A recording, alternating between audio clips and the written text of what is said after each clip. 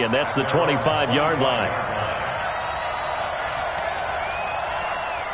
The offense back out there at the line, ready for their next drive. And let's just say they're going to be looking to start over on this drive. A few moments ago, they were in the exact situation, but their first play led to a fumble that was returned for 6. Yeah, you definitely have to have a short memory to play in the NFL. You got to remember what you did wrong so you don't repeat it, but you can't dwell on it because then you will repeat it, and that's what you don't want to do. 3 quarters have come and gone. You are watching the NFL on EA Sports. We are back now in Sacramento. A lot of folks starting to make their way to the parking lot. Their guys trail big here to begin quarter number 4.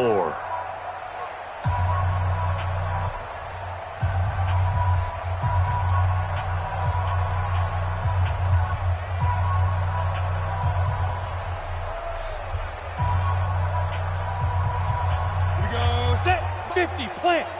Yeah, let's get a sack lunch. Get it. Looking to throw on second down. Gabriel.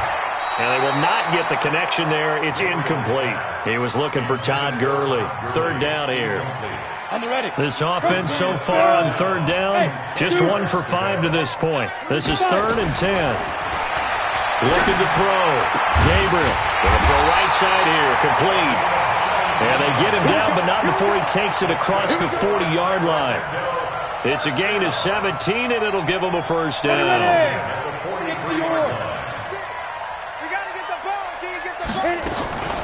They run out of the shotgun with Gurley. And not much there at all. Maybe a yard up to the 43. Seems pretty obvious defensively a key was stopping the run game. How have they done it so successfully? To me, it seems that these guys really did a nice job of paying attention during the scouting report meeting. And you know, Brandon, when they do those, they talk about the top plays that these guys like to run. The best runs for the top running back, those are the ones you focus on and want to take away. And they've done that pretty successfully in this game. Now a deep ball there on second down, but it'll wind up incomplete. After an incomplete pass on second down, that'll leave him trying to convert on 3rd and 9. Off play action. Gabriel looking here for Smith downfield. And it falls incomplete after almost being intercepted. A pick there would have been great. The good news for the defense now, it's 4th down. On 4th down, the punt team is on as this is sent away. And problems spreading to the punt team now. This one goes all the way into the end zone on the fly, so that'll come back to the 20. The offense now at the line, ready for their next drive. We find ourselves here in the midst of a one-sided affair. A lot of fill time down the stretch, Mr. Davis. So we could talk about food because that is something that you and I both enjoy. We share that. We enjoy our time at the table. So maybe the best steakhouses in the city, but in all seriousness, the performances that we've seen this year, we've seen a bunch of great ones. And it's going to be hard to parse who's going to win the MVP. Yeah, it really is. Is it going to be a runner? Is it going to be a thrower? Can a defender finally win it this season? Those are the things that we can probably discuss. And collectively, this is about as dominant of a performance as you could have hoped for on both sides of the football. Might have to put it number 1 for what we've seen this season. 53 is the mic. Hey. Deep grip. And he'll give it here to his running back. And he won't be close to a first down as he runs into a wall right around the line of scrimmage.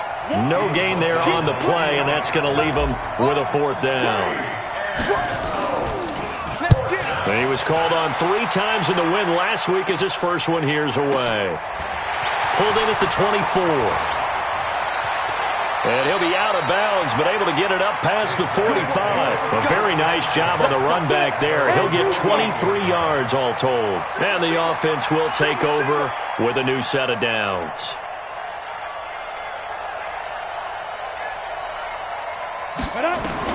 On 1st and 10, Gabriel. And that'll be knocked away. It's incomplete. Devin Bush, the linebacker, was the one there in pass coverage. An incomplete pass on 1st down. That leads to a 2nd and 10. 2nd and 10. This is the tight end Fant.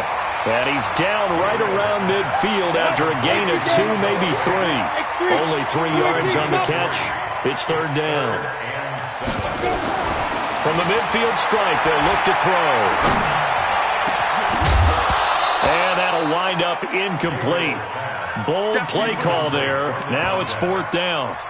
This defense was definitely alert to the possibility of the deep ball, and they were more than ready for it. They've got the lead, 4th quarter. Maybe can expect more passes like that downfield. Nowhere to go here. He lost the football.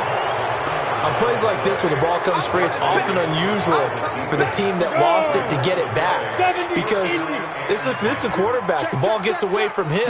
Everyone else is trying to execute what they're supposed to do on offense. They're usually looking in the other direction, downfield, or have moved away from it. In this case, though, a teammate is able to come up with the ball. A 3-yard loss to start the drive. They'll look to make that up and then some on 2nd and 13. And to give this time to the tailback. And he is going to lose yardage here. That's a big loss of 3, and it brings up 3rd down. I think it's pretty evident. We can say what a difference a week makes. Last week, he ran pretty much wild, didn't he? Did pretty much what he wanted to do. But this one, they've stopped him cold. That, to me, that's good scouting and even better execution. Yeah, and they stopped him behind the line right there. They obviously watched the tape a few times and made some adjustments. Call it no gain there, and it leads to a 4th down. Just 2 minutes remaining here in the 4th quarter of what has been a one-sided affair. So it's our visitors with the football as we get you reset. And let's see what they've come up with offensively after having time to talk it over.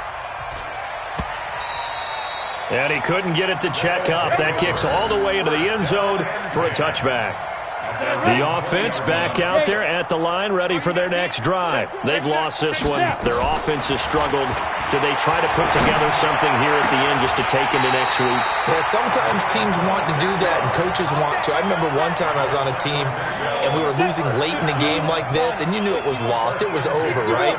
And the coach called a running play and pretty much said to everyone, I want to see something executed well before we get out of here. And that was the message to the team. Just something to build on. Just something to build on, get it done, and maybe we can look at that and say, we'll get better as we go forward. He's going to dump it off to Gurley. He'll get this one down near the 20-yard line, just shy of the 20. 25 yards there on the catch and run.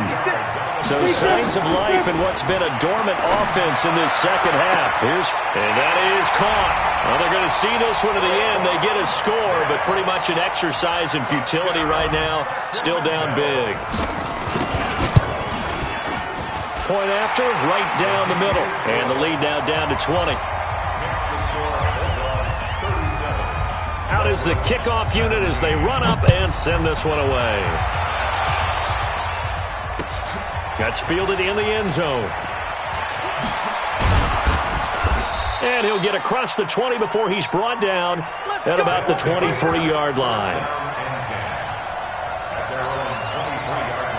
The offense now at the line, ready for their next drive. They have the dream scenario you hope for coming into the game. Just one kneel here, and this game should be over. And it's always the final play of preparation each week. The practicing of the kneel-down formation, the victory formation. We've got a game in hand, and that's all they're going to want to do now. They'll put someone back deep just in case something goes haywire.